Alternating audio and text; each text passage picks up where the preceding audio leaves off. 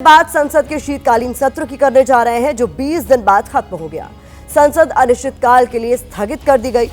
सत्र के 20 दिनों में दोनों सदनों में कितना कामकाज हुआ, जनता से जुड़े कितने मुद्दों पर जनप्रतिनिधियों ने बहस की, इसका पूरा रिपोर्ट कार्ड आज हम आपके सामने रखेंगे।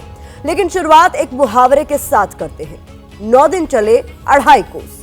इसका मतलब होता है धीमी गति से काम करना या काम करने का दिखावा भर करना। लेकिन संसद की कार्यवाही को देखते हुए हमने इस मुहावरे में थोड़ा सा बदलाव किया है। हम कह रहे हैं 20 दिन चले 2.5 कोस। हम संसद के साथ सभी संवैधानिक संस्थाओं का पूरा सम्मान करते हैं, लेकिन जनता के लिए इन संस्थाओं से जुड़े सवाल पूछना हमारी नैतिक जिम्मेदारी है। आज सत्र के आखिरी दिन सुबह 11 बजे लोकसभा की कार्यवाही शुरू हुई।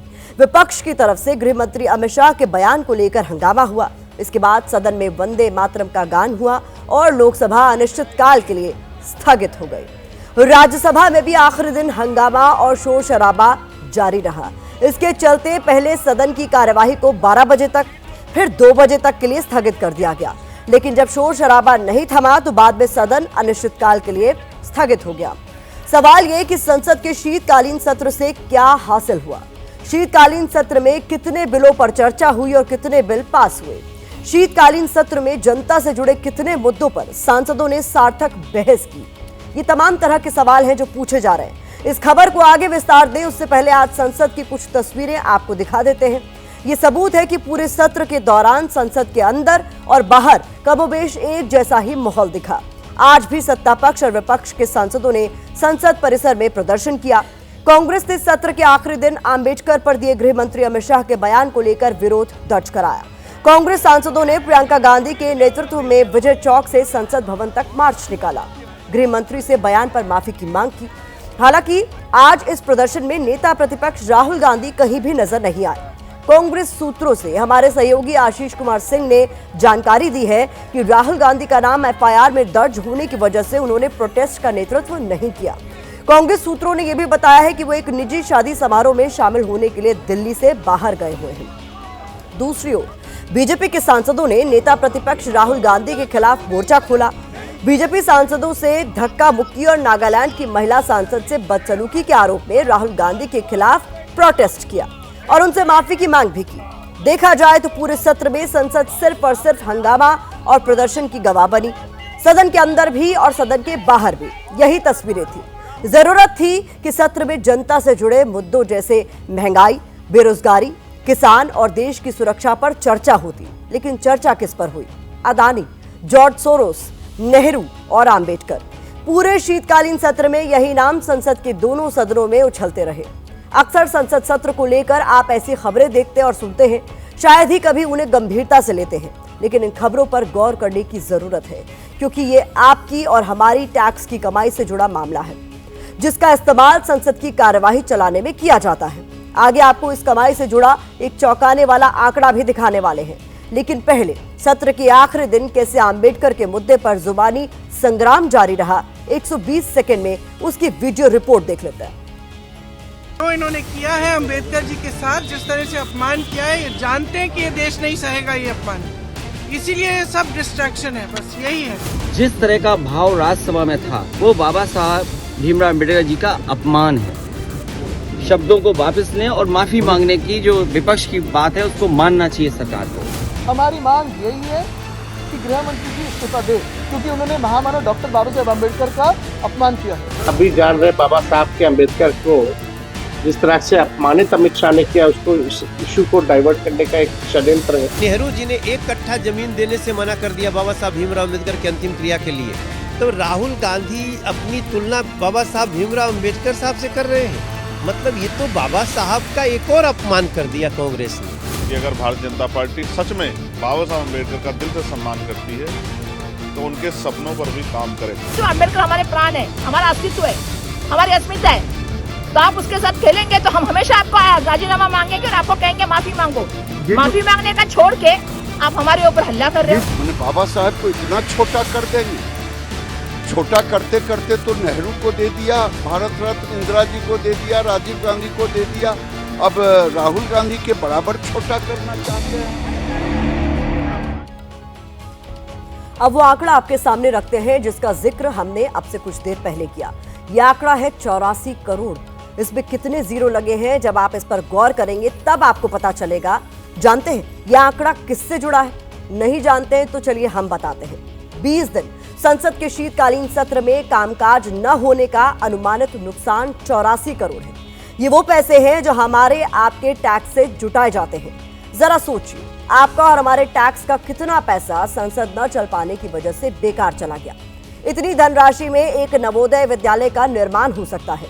यहाँ आपके लिए जान लेना भी जरूरी है कि संसद की कार्यवाही पर प्रति मिनट करीब 2.5 लाख रुपए खर्च होते हैं। लोकसभा और राज्यसभा में कामकाज के घंटे गिने जाएं तो लोकसभा में 61 घंटे 55 मिनट काम हुआ, तो राज्यसभा में 43 घंटे 39 मिनट कामकाज हुआ। लोकसभा में 20 बैठकें और राज्यसभा में 19 बैठकें हुई।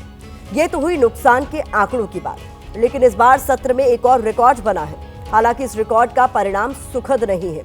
इसे दिखाने के लिए हमने बीते 6 साल के लोकसभा के आंकड़े आपके लिए जुटाए हैं। 1999 से 2004 के बीच 13वीं लोकसभा में 2 सत्रों के दौरान 38 बिल पेश किए गए, जिनमें से 21 पास हुए। 2004 से 2009 के दौरान 14वीं लोकसभा में 30 बिल पेश हुए, 10 पास हो गए। 15वीं लोकसभा में 2009 से 14 के बीच 32 बिल पेश किए गए, इनमें से 17 पास हुए। 2014 से 2019 के दौरान 16वीं लोकसभा में 30 बिल पेश हुए, 17 पास हुए। 17वीं लोकसभा में 55 बिल पेश हुए और 42 पास हुए। मौजूदा यानी 18वीं लोकसभा के 2 सत्रों में 15 बिल पेश हुए और सिर्फ 1 पास हुआ। ये बीती 6 लोकसभा में सबसे न्यूनतम आंकड़ा है। वैसे सांसदों के साथ राज्यसभा या लोकसभा दोनों सदनों को चलाने की जिम्मेदारी स्पीकर और उपसभापति की भी होती है, क्योंकि वही संसद के दोनों सदनों में कार्यवाही का संचालन करते हैं। आज सत्र के आखिरी दिन राज्यसभा सभापति जगदीप धनखड़ ने सदन में हंगामे को लेकर सांसदों को नसीहत दे डाली। उन्होंने कहा कि हर सदस्य को आत्ममंथन करने की जरूरत है। Honorable members, the world watches our democracy. Yet we fail our citizens through conduct. These parliamentary disruptions mock public trust and expectations. Our fundamental duty to serve with diligence lies neglected. Where seasoned dialogue should prevail, we witness only chaos. I urge every parliamentarian, regardless of party, to examine their conscience. The citizens of our democracy, 1/6 of humanity, deserve better than this spectacle. We squander precious opportunities that could serve the greater good of our people. I hope the honorable members will introspect deeply. इस विरोध प्रदर्शन के बीच संसद से आया एक video आज सियासी गलियारों में जमकर ट्रेंड कर रहा है। इस वीडियो के केंद्र में एक बैग है जो कांग्रेस सांसद प्रियंका गांधी को बीजेपी सांसद अपराजिता सारंगी की तरफ से दिया गया। इस बैग पर 1984 लिखा था। सिख विरोधी दंगों की तस्वीर थी और अपराजिता सारंगी का दावा है कि उस बैग पर खून के छींटे भी थे। इस बैग के जरिए बीजेपी सांसद ने सिख दंगों के बहाने कांग्रेस को बैकफुट पर धकेलने की कोशिश की। दरअसल जिस तरह प्रियंका गांधी कभी अदानी, कभी फिलिस्तीन तो कभी बांग्लादेश लिखा बैग लेकर संसद आई, उनकी इस बैग पॉलिटिक्स ने बीजेपी को असहज कर दिया। प्रियंका गांधी ने बैग को प्रतीक बनाकर चाहे अदानी हो, चाहे फिलिस्तीन में इजरायली हमले हो या फिर बांग्लादेश में हिंदुओं और ईसाइयों के साथ अत्याचार, हर मुद्दे पर मैसेजिंग देने की कोशिश की और अपने वोट बैंक को संकेतों के जरिए साधा।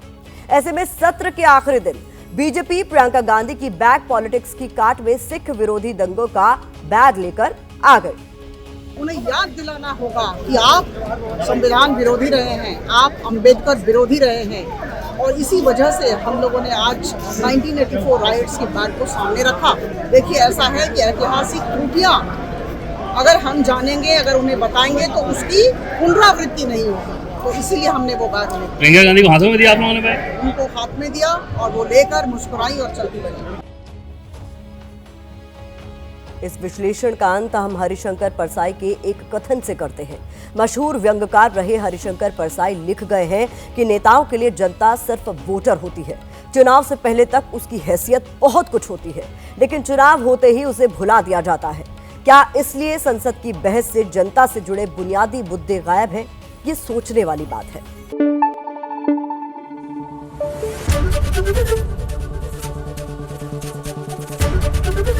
एबीपी न्यूज आपको रखे आगे।